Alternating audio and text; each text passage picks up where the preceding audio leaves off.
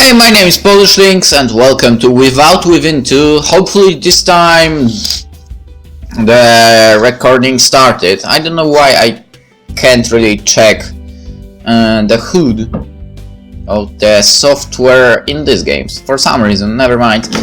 But, well, I had to re-record basically the whole second day because my software fucked everything up and it recorded like first 20 seconds of the video and after that like 2 minutes and gave up, unfortunately. Alright, let's go because, well, this is enjoyable. Really, the game is great. The rising sun peered through the curtains and ruined my slumber. As I opened my eyes, I insisted that the Reddit comments from last night must have been nothing but a bad dream. I threw my blanket on the ground and jumped out of bed to pick my phone off the table. The second I unlocked my phone, those same comments appeared on my screen once more. No need to even wait for a page to refresh before reality struck me right onto the forehead. Just great. So much for taking another shower before leaving. I had no energy to even comb my hair. It took all I had to just brush my teeth and change out of my pajamas. Excelia's show took place at Federation Square this afternoon. I should get going soon. Hold up, would the other calligraphers recognize me as the shameless girl on Reddit? If so, they might roll their calligraphies into ball and hurl them at me. This hate would hopefully die down after a few weeks, showing my face the very next day. However, seemed about as white as kicking a lion in the crotch. Excelia never posted any photos of my face onto that thread, so I guess it should be okay. Besides, I had accepted the grant for this trip, so I had an obligation to attend. Yeah, maybe just this once. I would use that YOLO saying that the kids like to toss around online. I had no clue what it even stood for, but YOLO swag! Lame. After strapping on my backpack, I left my room and rode the elevator down onto the ground floor. A woman stood behind the counter in the lobby ahead. The man from last night must have finished his shift. "Good morning," the lady said. I caught her lips twitch and I had a pretty good idea why. When I let my hair combed, my head looked like a mop after toilet leaning. "YOLO swag!" for. "I'm heading to the city," I said. "What's the best way to get there?" The woman pointed at the automatic doors. "You can catch a tram from across the road. It will take you straight to the CBD. Have you got a Mickey card?" I shook my head and the lady pulled out a green plastic card from under the counter.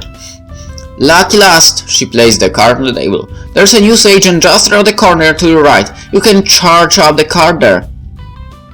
I said my thanks, accepted her card and exited the hotel. When I stepped out, I found a tram stop in the corner across the road, just like that lady said. But first, I turned right and headed into the news agent. The shopkeeper snored on his feet behind the counter. All the other shops on the street were still closed, so I guessed he should be forgiven.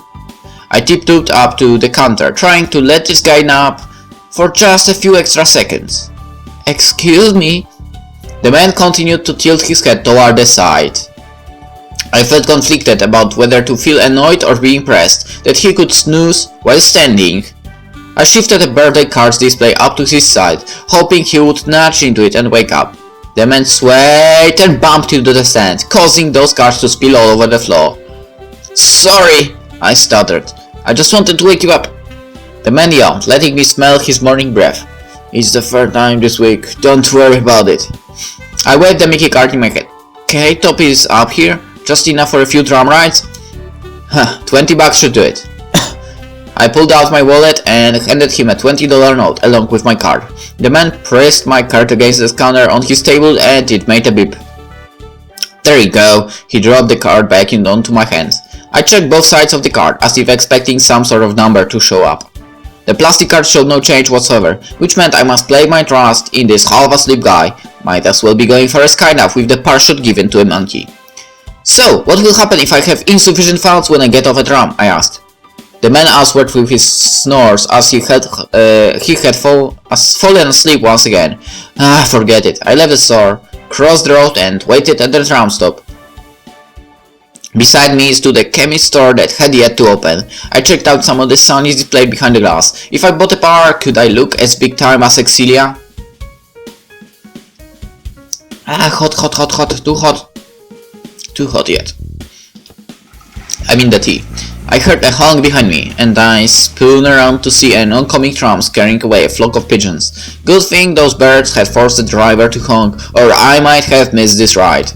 I waved at the tram, and it slowed to a halt next to my stop. Once again, I had to skip across half of the traffic lane in order to board.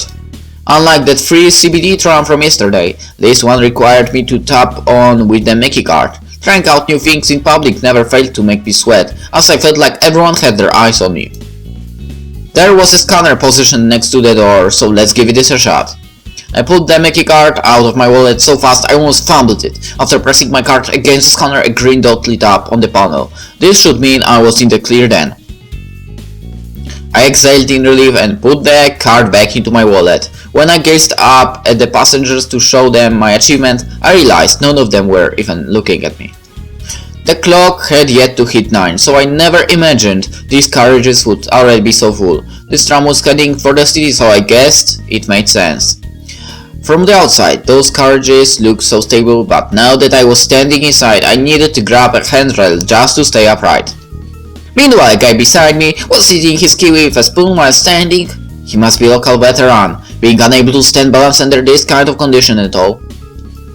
The tram still had several vacant seats, but there were quite a few elderly passengers on board, so I decided to spare the chairs for those who needed them most. And to be honest, when I was traveling basically in junior high actually, because there was need, you know, there was no actually sense in waiting for the bus for I think 3 hours, so we basically with a friend took a tram to the area we lived in.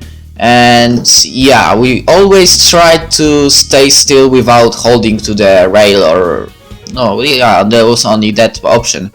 And yeah, that was weird. Why did we do that actually? I have no clue, but whatever. It was fun back then.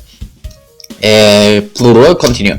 Riding on the CBD tram from yesterday felt like a trip to the past. This green and yellow model without a speck of dust in the carriages resembles a plastic garden to me.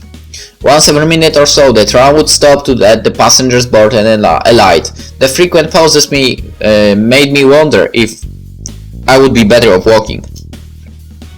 Of course, it was only an illusion. Within minutes, we already crossed the bridge that had scared me so much last night.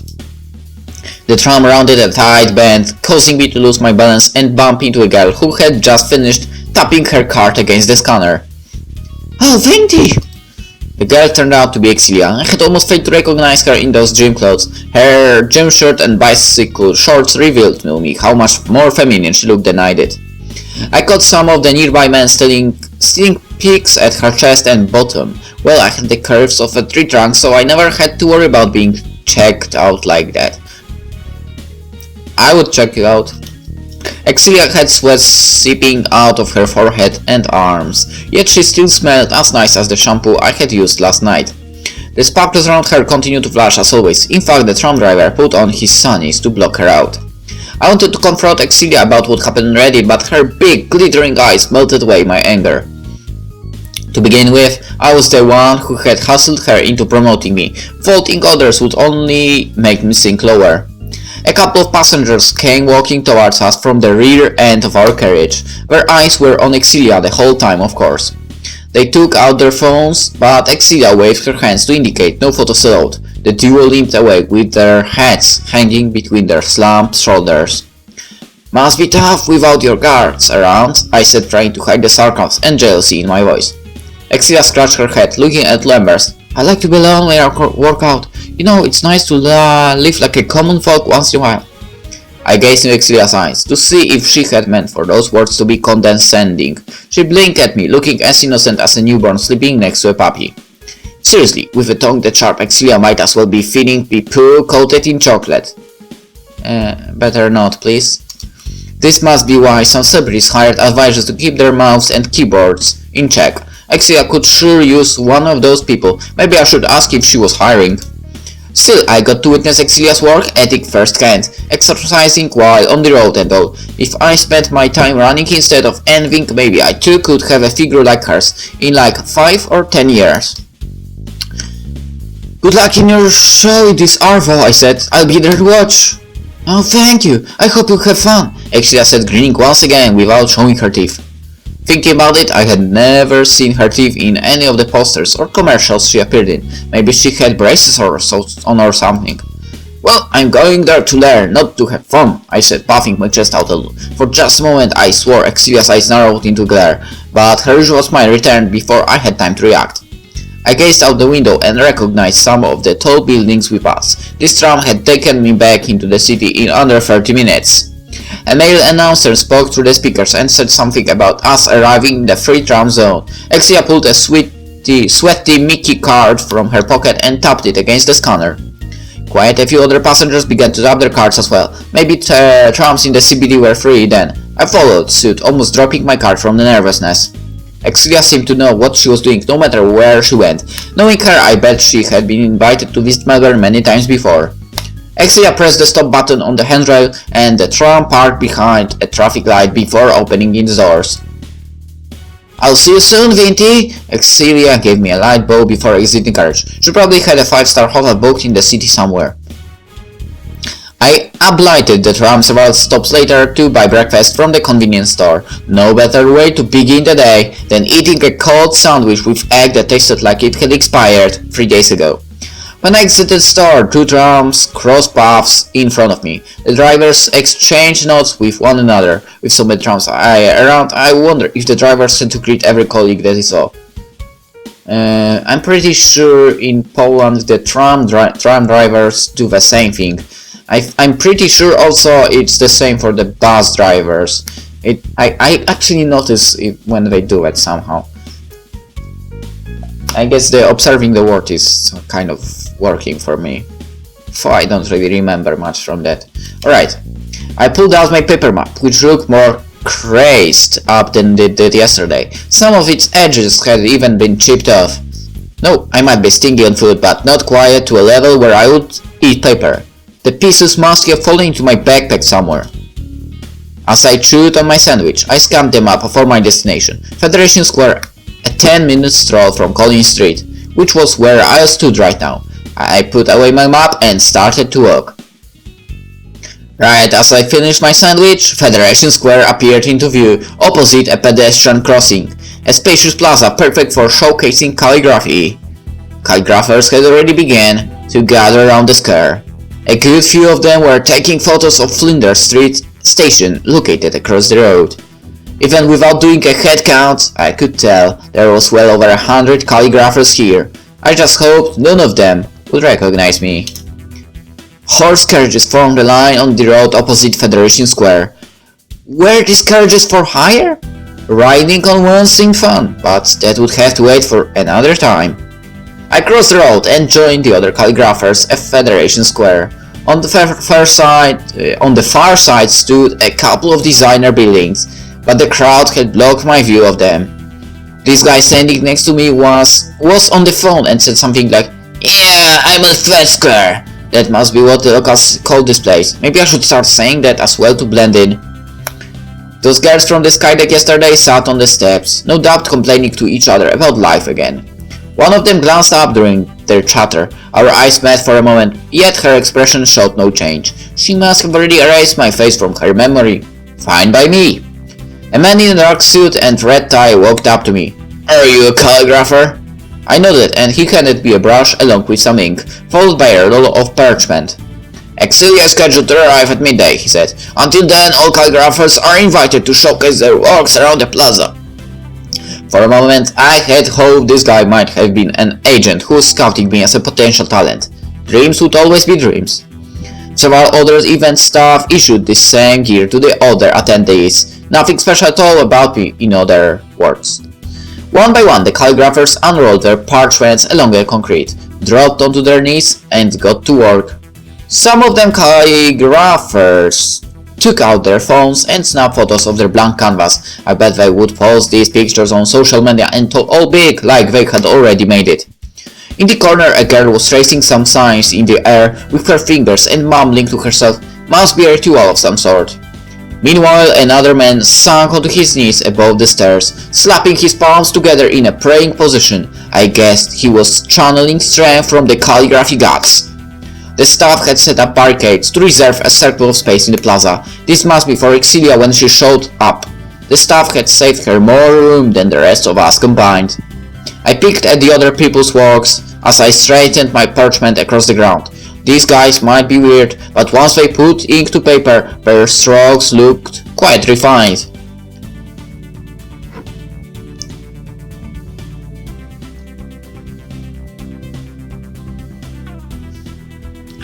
Alright.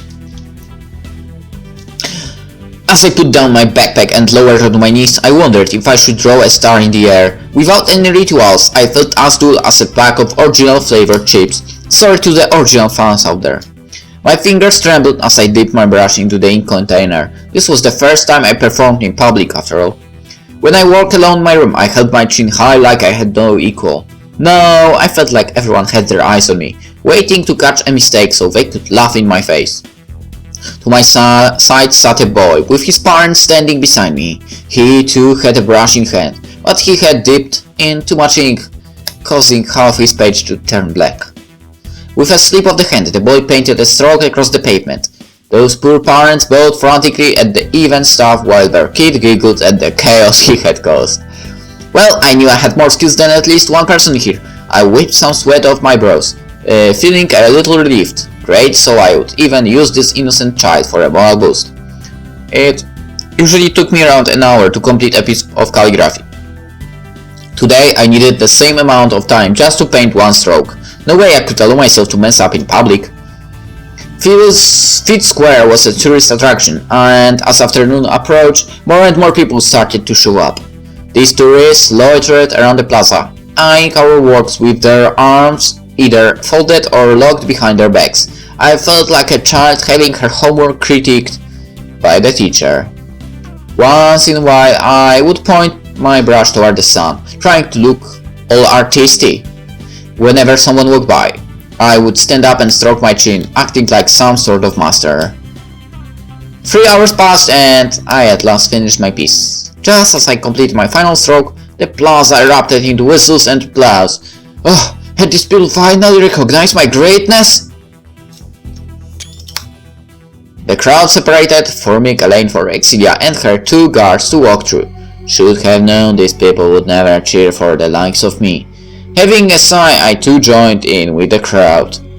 The phone cameras clicked non-stop as the audience snapped pictures of Excelia. Her guards put up their hands, signaling the fans to stop, but they had no way of keeping them all under control. Excelia! Excelia! Excelia! Excelia! The fans shouted over one another to try and get their idol's attention. Excelia, may I get a photo with you? Can you sign some autographs for my kids? And 2 for me, of course? I can't believe I'm standing this close to Excelia! For some reason, this all sounded kind of familiar. The afternoon sun, combined with Excelia sparkle, forced some of the fans to put on their sunglasses. As Excelia strutted by, the staff extended their hands to her. Excelia's guards shook their hands in her place, and the staff frowned like they had just lost the lottery by a number. One of the guards accidentally stomped on my parchment as he marched by. Way to leave a footprint right in the middle of my work. The whole page now reeked of dirt and grass, so thanks. Several other calligraphers gasped as the guards trampled on their works as well. At least I had some company. Now all of our works looked like tools from preschoolers. A third guard ran up to Excelia from behind, holding a roll of parchment, nearly twice as his height. This guard dashed on ahead and unrolled his parchment across the space those staff had reserved. The 3 guards formed a triangle around the parchment and stretched their arms out. Those staff had already set up barricades, but apparently the guards preferred to serve as human shields. As Excelia walked up to the parchment, an event staff offered her a brush. Excelia shook her head to indicate there was no need. The audience began to whisper in anticipation, and I too held my breath as I prepared to witness Excelia's famous routine. Excelia reached inside her sleeve and pulled out a gold brush. There it was, just like the way she always did it on TV. The crowd let out a woo, with a few muttering in envy under their breaths. From her other sleeve, Excelia fished out an ink container studded with diamonds. With gear like that, I almost wondered if she had some kind of allergy to plain black. Excelia's hair billowed in the afternoon breeze. The crowd fell quiet as she put down her container, opened the lid, and dipped her brush into the ink. On YouTube, I had seen recording of Excelia at work, but because they were filmed in secret, the footage always came out blurry. "Which pixel is Excelia?" as the comments always read. Today I could at last study Excelia's techniques firsthand. No way I would allow myself to even blink. Okay, won't blink. I won't blink as well. Excelia stamped her feet together and closed her eyes. I could almost hear the audience swallowing in anticipation. Even the nearby road drivers poked their heads out the window to see what was going on. Excelia lifted her shoe off the ground as if trying to squash it back. As she stomped onto the pavement, she swung her brush and delivered the first stroke. Never before had I seen such a smooth wrist motion. The stroke came out in perfect curve, plus that ink thickened and thinned, and I just failed because I blinked. And thinned at just the right points. Not a single drop of stray ink on the page. One of the staff covered her mouth as tears streamed down her cheeks. My works had made people laugh when they saw the screw-ups, but never before had they moved anyone to tears. All this time I had tried to convince myself that Excelia only reached her status through hype. Now I witnessed firsthand that she possessed skills I lacked even in my dreams. If Excelia were a 60-year-old veteran, I could have accepted it. She was, however, only a year older than I. No way could I reach her level in 12 months, not even if I quit my job and trained full-time.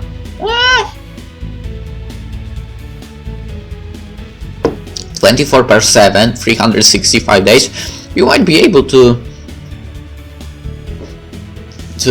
reach her level. I would say even reach higher level than her.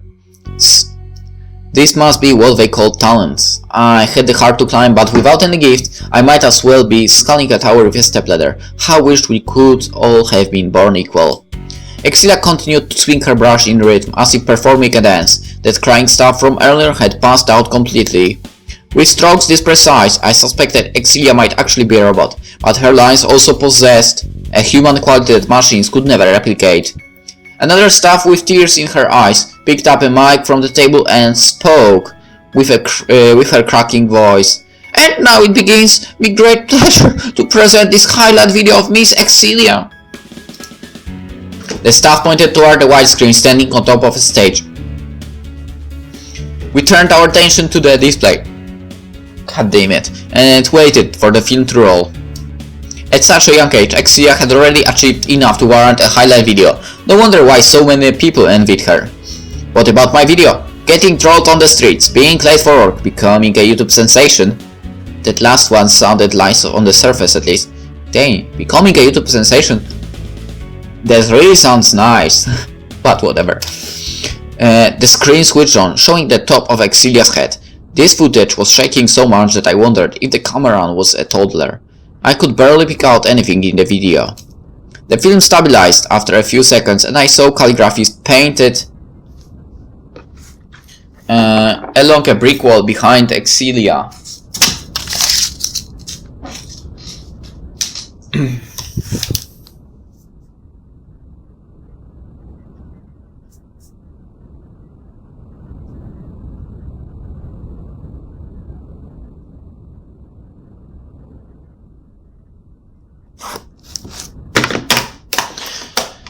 This looked like Cozy Lane, one of the first places I had visited yesterday. In this video, however, those calligraphies on the wall had yet to be smeared. Excelia panted as she turned left and right, looking like she had just escaped from a stalker. The camera showed no one else in the scene though. Excelia's lips twisted in a grin that was sipping with venom. Her mouth opened and revealed a fang tooth in the corner of her lips, so that explained why she never showed her teeth on TV. The viewers gasped as Excelia picked up a brush and smashed white ink all over the wall calligraphies. She painted with none of the grace she had shown in her live performance. In the footage she looked like me when I was scrubbing the restaurant toilets during work. So Excelia was the one who had whipped those calligraphs away, but why? Surely she could have left the dirty work to one of the staff here. Speaking of staff, this footage left them all looking confused. Maybe they had put in the wrong tape. because this sure looked nothing like a highlight video. A female calligrapher marched up to the staff holding the mic. With a grunt, she yanked the mic out of the staff's hands. "I am the one who recorded this footage in secret and swapped out the disc," the calligrapher said. "Watch closely, everyone. Excelia is about to show her true colors." The video cut to Excelia in her limousine. That hotel in the backdrop looked like a mansion seen in movies. A guard opened the limousine door and offered a hand. Excelia flicked her hair as she climbed out, ignoring the hand like it was a worm. "Madame, how many accounts should we create?" the guard asked. "At least 3 each," Excelia said. "Make sure you write each post in a different tone." "Well, this calligrapher begged Excelia for plug. Shameless much?" the guard said. "How is that?" Excelia yawned as she strode in her order. "It will do it." I recalled reading the exact comment on my Reddit thread. These guards wrote all of the replies? Not only that, but they did so based on Excelia's orders? Did she want to banish me from the calligraphy world that badly? The film cut to a shot of Fetsker. Excelia walked in the scene with a guard by her either side, and the third one carrying a roll of parchment. Hey, this only happened months ago. This stalker must be a pro, being able to edit the film and replace the highlight tape in such short time. Excelia put on a smirk and once again flashed her fang tooth. It only lasted for a moment, which must be why I had missed it in person earlier. Excelia jerked her chin, and the guard swerved into parchments laid out by the Basaya's calligraphers. I looked away from the screen to stare at that footprint smudge across my page. Without the video, I would have written this off as an accident. Now I knew what Excelia was really about. The film cut out, and the calligraphers on scene erupted into boos. One of them crushed his parchment to a ball and threw it at Excelia. Many other calligraphers followed suit as they too rolled their pages into projectiles. Many people clicked away with their cameras. Some used their phones, while others brought professional cameras with them. There must be a good few journalists hiding within the crowd. Excelia's guards closed in around her, forming a human shield as paper balls rained upon their heads. As Excelia opened her mouth to whimper, I saw she did indeed have a fang tooth, but she had bigger prominence to cover over right now. With her usual sparkle gone, Excelia looked so fresh inside this angry mob. Some of these calligraphers were middle-aged men, but they showed no shame in hurling papers at the lady. I glanced down at my parchment, pondering if I too should let Excelia know how I felt. With her planting towards my path, no wonder why I bled with every step I took. Enough was enough. I decided I must let my feelings be known. After picking up my ink container and brush, I stalked up to Excelia. A few stray paper balls hit me behind the head, but I paid them no head. I threw my ink container onto Excelia's parchment, staining her work in a pool of black. The crowd kissed their paper assault and watched as I scribbled my brush all over Excelia's page until her work had been smeared beyond recognition. Satisfied with the damage, I tossed my brush onto the parchment. I've always wanted to do that. With all eyes now glued onto me, I could feel my cheeks reddening. Of all the times I could have picked to snap, I had to choose the biggest calligraphy event this year. At this rate, another dubstep remix might be imminent. "Hey!" a female voice called out. I turned around and saw a lady waving my piece of work in the air. It was one of those girls I had met on the skydeck yesterday. The girl tore my page in halves, then quarters. 3 hours of work ripped to shreds, yet the corner of my lips twitched in a smile. That paper already had footprints all over it. If this girl wanted to upset me, she would have to try a little harder. Another calligrapher yanked away someone else's parchment before folding it into a plane. He threw the plane skyward, and it came spiraling down, summing up this whole event rather nicely. Once that plane crashed on the pavement, it was on. The calligrapher destroyed one another's works in whatever way they saw fit. Some even folded them into origami. One guy tore the paper in his hand into edible sizes and, well, started eating them. I think I said that one of my friends actually was eating paper for some reason. But, well, okay, eat what you want, right? He might as well check himself into the hospital now. Well, I think he was fine somehow after that. Another man tried feeding his paper scraps to a pigeon. Fortunately, the bird flew off as if to say, "Ain't nobody got time for that." The staff traded baffled looks, perhaps unsure whether to intervene or join in. "Sorry, but only these in the trenches had the right to participate. About time we stopped acting like pals and admitted we were adversaries." Ink marks covered Excelia's cheeks from the earlier assault. As her guards brushed away the stains with towels, she stood stiff with a confused expression that satisfied me greatly. With no pages left to destroy, the madness came to an end at last. The maniac laughter settled into awkward giggles, followed by silence. I bet all the calligraphers here regretted their outburst to some level. One calligrapher picked up her bag and crossed the road to leave Head Square. With that, everyone else started to follow. The autograph and Q&A sessions must be cancelled. Then, even the staff started to pack away their equipment.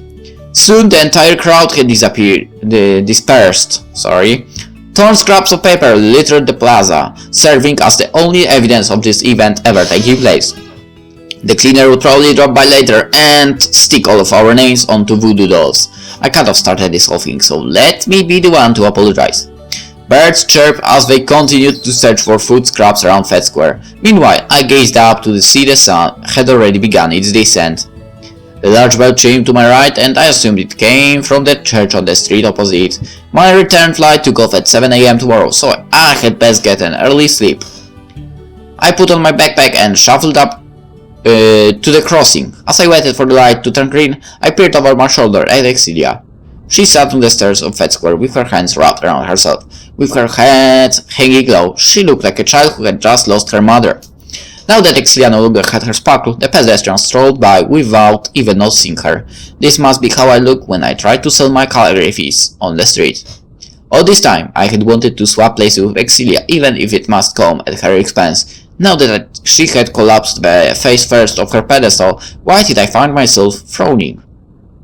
Just as the light turned green, I spun around and returned to Excelia's side. As I took a seat on the stairs beside her, she waved her guards off.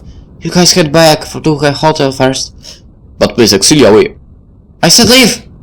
The guards traded uncertain looks before retreating into their limousine as ordered. As the car drove off, I wondered if those guards cared for Excelia or were simply worried about keeping their jobs.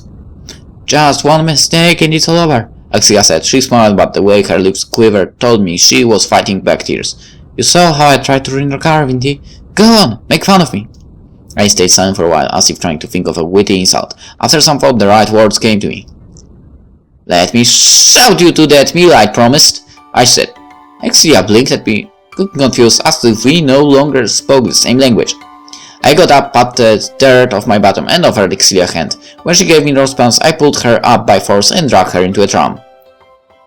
The car just looked even more packed than they did this morning. All these people in suits must be on their way home after a long day of work.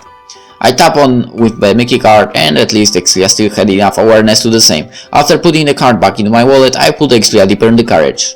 Excelia tucked herself in the corner with her shoulders hunched, looking like a puppy strapped onto a roller coaster. Ow. For the whole ride, neither of us said a word. I twiddled my thumbs as I questioned if I had been too forceful. Once we crossed the bridge, the time had come for us to alight. This time, Excelia tapped off and followed me out of the tram on her own. We crossed the road and walked into the restaurant where I had dinner last night. As soon as I entered, the cashier lady, which is freaking cute, grinned like she had reunited with an old friend. "Vinty!" Excelia turned to me with her eyes slightly widened. For once, I felt like I was the celebrity instead of her. I had lights rather than sparkles buzzing around me, but well... Lies. With my head held high, I led Excelia up to a nearby table. The cushion on one of the chairs looked torn, so I took the seat and saved a better one for Excelia, but they were probably all trash in her eyes.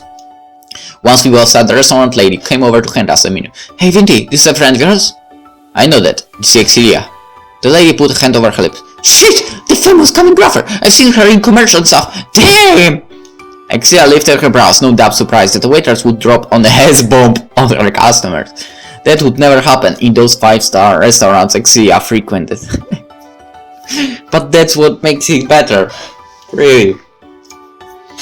Excelia grimaced as she read through the menu. Now she knew how I felt when I was looking at that menu on the plane. She had probably never seen these common folk dishes in her life. "The beef noodle here is pretty good," I said. "I'll go with that then," Excelia said, handing her menu back to the lady. I ordered a plate of fried rice, before returning my menu as well. "Won't be long, Hans," the lady said and jogged back behind her counter. Keeping to the word, she came out and delivered our dishes in under 5 minutes. What a massive ball, Excelia muttered, staring at the beef noodles on the table. It must be really expensive. $10 if I recall correctly, I said. Excelia gasped. What a bargain! More like those fancy restaurants were rip-offs, I thought, but I kept the opinion to myself. As I ate my fried rice, I stole a few glances at Excelia. I had feared she might hate the loaded dish, but if so, she sure ate it up fast. When Excelia finished, she let out a burp that I never would have associated with a star. For a second, she slouched back on her wooden chair, but she straightened again right away with flushed cheeks. Tonight I caught Excelia trying to act like one of us, not the other way around. That made me smile and realize how silly I must have looked when I tried to copy her every move. As I finished my rice, Excelia took out her platinum card. I shook my head and pulled a couple of notes from my wallet. Even if Excelia insisted on paying, this place might not actually have a card reader. I wonder how long it had been since she last paid for anything with cash. Excelia followed me up to the counter while I paid for our meals. As she whispered thank you, I felt like I was the big sister for a change. Yeah, I knew Excelia was a head taller, but just play along. I'm flying home tomorrow morning, I told the lady as I paid her. Hopefully I will have the chance to visit again. The lady wrapped both of her hands around mine. You're always welcome here. Maybe we can have a cuppa together sometime. And cuppa is basically a cup of tea if you didn't know. I had to Google this actually earlier.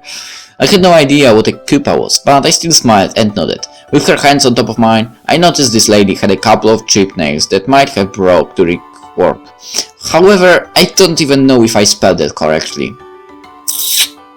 Never mind then. Still, I found her more attractive than any of those fashion model wannabes I met on the sky deck. This lady pretty much took her heart out and left it on the table for me to hug. I agree, she's freaking amazingly cute. And attractive. Well, cute, attractive. If someone is cute, it means that someone is attractive, okay? Perhaps she only acted this way in the name of business, but I wanted to believe it was genuine. If I ever visited Melbourne again, I vowed to drop by for another meal. Can I know your name? It's Grace, the lady said, sending us off with a grin. See you around, Vinty, and you as well, Excelia. The wind chimes jingled as I pushed the door open and stepped out. Excelia trailed me up the closest tram stop across the road. Leaves rustled in the trees above as she sat onto the set of stairs nearby. Cars drove by and honked in the distance, but not one of them passed the road before us. I rolled a pebble around under my shoe, unsure of what to say. When the honks of an oncoming tram sounded in the distance, I pulled out the Mickey card from my wallet. Too bad, I must leave tomorrow, because I had grown quite comfortable with the routine here. Excelia meanwhile remained rooted on the flight of stairs. The oncoming tram slowed to a near stop, even though I never gave it any signal. When the driver met my gaze, I shook my head and made a little bow in apology. The driver drove on with a shrug, leaving Excelia and I behind. It's over, Excelia said, squeezing her rope like it was a straddle. A decade of work erased by just one error. I'm a disgrace to my family. Your family? Are you doing this for them or yourself? I asked, putting my hands over my hips. Excelia opened her mouth but afforded no response. After huffing out a long breath, I continued. I see the way you smile when you work. There is no way you would make a face like that if you hated calligraphy. Excelia's shoulders convulsed, looking like she wanted to cry. Maybe I had gone too far with my words. It no longer matters whether I like calligraphy or not, Excelia said. After what happened today, I'll be driven out of the industry. I'll bet they're flaming me everywhere as to speak. For a second, I wanted to tell her it was karma, but I managed to swallow the words. Even if it hurt like plucking splinters, I wanted to rid my heart of these grudges. Excelia exposed. I pulled out my phone and hopped onto the daily news site. As expected, the chaos today made it onto the front page. Excelia exposed, the headline read, but the article had only 2 likes and over 100 thumbs down.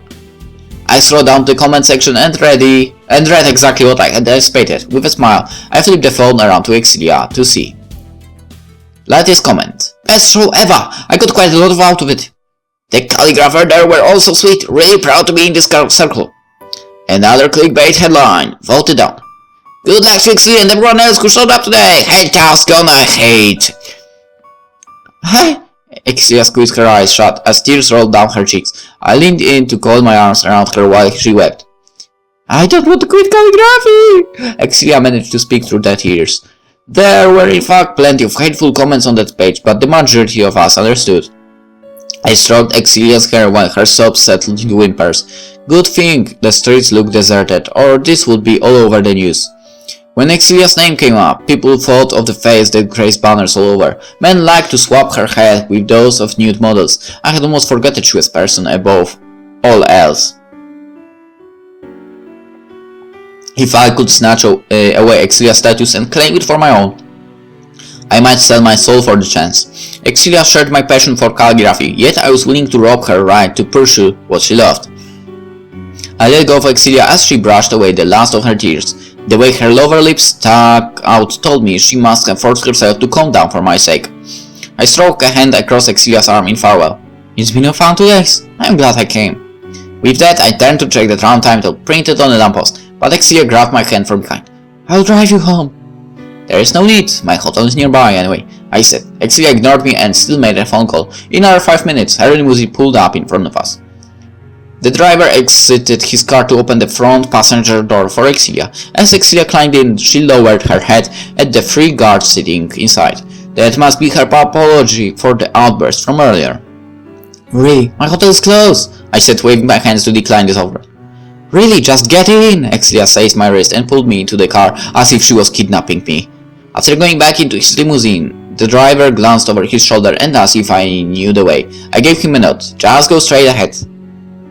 The driver did a salt and pressed his shoe against the pedal. After our car passed the first set of lights, I said, and we are here. I guess it really is pretty close, Excelia said, chuckling awkwardly as the limousine parked outside my hotel. Excelia clapped her hands and her driver darted out to open the door for me. I muttered thanks as I climbed out, feeling spoiled like those rich brats I had always envied.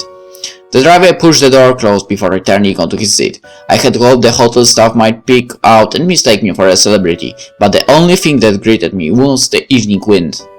Excelia lowered her windshield, and her hair flowed under the bridge as she beamed. I'll always remember what you did for me today. Sure, that's cool. Wait to leave a lasting impression, Vinty. I should have thought of what to say as farewell beforehand. Excelia pulled her windshield up, and the tinted glass now blocked out her face. I stood and watched as the limousine performed a U-turn and drove off toward the city. As I walked back into my hotel, I wondered if this might be my last face-to-face meeting with Excelia. Alright!